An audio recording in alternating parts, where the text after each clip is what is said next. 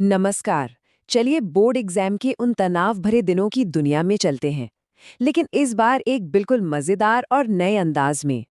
हाँ, बिल्कुल। मतलब क्या एकदम सटीक बात कही है।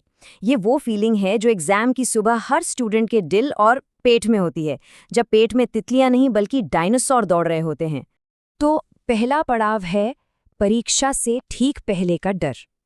ये वो समय है जब हर छात्र की घबराहट अपने अपने अनोखे तरीके से बाहर आती है। तो यहाँ पर ना क्लासरूम के दो सबसे बड़े किरदार सामने आते हैं। एक तरफ टॉपर, जिसका दुख ये है कि सिर्फ 18 घंटे ही पढ़ पाई, और दूसरी तरफ दूसरा छात्र, जिसने शायद पूरे साल में 18 घंटे की पढ़ाई ना की हो। मतलब ये तो हर क्लास की कहानी है कि नहीं? और ये वाला डर तो शायद हम सबने महसूस किया है। दिमाग में बस एक ही ख्याल घूमता है, अरे यार, जो एक चैप्टर छोड़ा है ना, सवाल पक्का उसी में से आएगा। परीक्षा से ठीक पहले हमारा दिमाग ऐसे ही अजीब अजीब लॉजिक बनाने लगता है। चलिए अब एंट्री करते हैं उस जगह पर जहां असली खेल शुरू होता है, एग्जाम हॉल। एक ऐसी जगह जहां नियम बहुत सख्त होते हैं और हर तरफ हताशा का माहौल होता है। और जैसे ही इन्विजिलेटर ये नियम सुनाना शुरू करते हैं, पूरा कमरा एक हाई प्रेशर जोन में बदल जाता है। सच कहूं तो ऐसा लगता है जैसे एग्जाम नहीं, कोई सर्जिकल स्ट्राइक होने वाली है।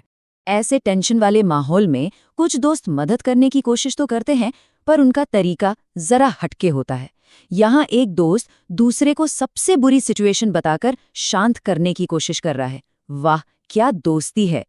तो अब देखते हैं कि जब एक मुश्किल सा पेपर और एक बहुत ही क्रिएटिव दिमाग आपस में मिलते हैं तो क्या नतीजा निकलता है। ये देखिए, ये होता है एग्जाम प्रेशर का असली कमाल, जहां थियरी ऑफ रिलेटिविटी कब रिश्तेदारों की थियरी बन जाती है, किसी को पता ही नहीं चलता। अच्छा, अब आते हैं न्यूटन के दूसरे नियम पर दिए गए इस मास्टरपीस जवाब पर। मतलब आप बस क्रिएटिविटी देखिए। छात्र ने लॉ को छोड़कर उसके बारे में बाकी सब कुछ बता दिया है, कि वो पहले लॉ के बाद आता है और तीसरे से पहले। अरे वाह, इसी को तो कहते हैं असली कला। और ये कॉन्फिडेंस तो देखिए, पूरी तरह से कुछ भी लिखने के बाद भी उम्मीद है कि 5 में से 6 नंबर तो पक्के हैं, शायद 1 नंबर अच्छी हैंडराइटिंग का। क्रिएटिविटी यहीं खत्म नहीं होती। अगला सवाल हमें एक और भी मजेदार सफर पर ले जाता है। यहाँ देखिए कैसे ऑक्सीजन पर पूछा गया एक साइंटिफिक सवाल गाय हमारी माता है पर जाकर खत्म होता है। सवाल साइंस का और जवाब सीधा निबंध पर। ये जो लॉजिकल जंप है ना, ये कमाल का है। आइंस्टाइन भी शर्मा जाए। और यहाँ हम देखते हैं कि कैसे दोस्त एक दूसरे की मदद करने में लगे हैं, भले ही उनका लॉजिक कितना भी अजीब क्यों ना हो। टीम वर्क तो है, बस दिशा थोड़ी गलत है। तो अब आता है एग्जाम का वो सबसे टेंशन वाला पल, जब आपके बगल वाला अचानक से चिल्लाता है, सर एक्स्ट्रा शीट। कहानी शुरू होती है बस एक एक्स्ट्रा शीट की मांग से। और ये एक आवाज सुनते ही उन लोगों के दिल में तो दहशत फैल जाती है जिन्होंने अभी तक अपना रोल नंबर भी ठीक से नहीं लिखा है।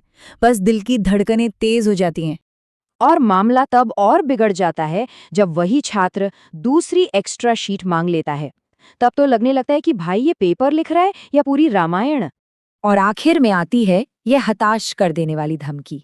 एक ऐसी धमकी जो सिर्फ और सिर्फ एग्जाम के स्ट्रेस से ही जन्म ले सकती है। खैर, जैसे ही घंटी बजती है, ये आतंक खत्म हो जाता है और सारे छात्र बाहर निकलकर अपने अपने लिखे महाकाव्यों की तुलना करने लगते हैं। एग्जाम के आखिरी पलों में की गई ये कोशिशें तो लेजेंडरी होती हैं। यहाँ आस्था, उम्मीद और अगली परीक्षा की तैयारी सब कुछ एक साथ देखने को मिल जाता है।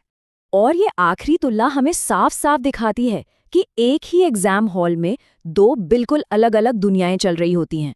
एक तरफ डेसिमल पॉइंट्स की लड़ाई और दूसरी तरफ कुछ ऐसा जिसका कोई मतलब ही नहीं है। तो आखिर में ये सब हमें क्या याद दिलाता है? यही कि एग्जाम ना सिर्फ मार्क्स के बारे में नहीं होते, ये उन क्रेजी, मजेदार और बेतुकी यादों के बारे में भी होते हैं जो हम सब मिलकर बनाते हैं। तो जरा सोचिए, ऐसा कौन सा सबसे क्रिएटिव और एकदम गलत जवाब था जो कभी लिखा गया हो?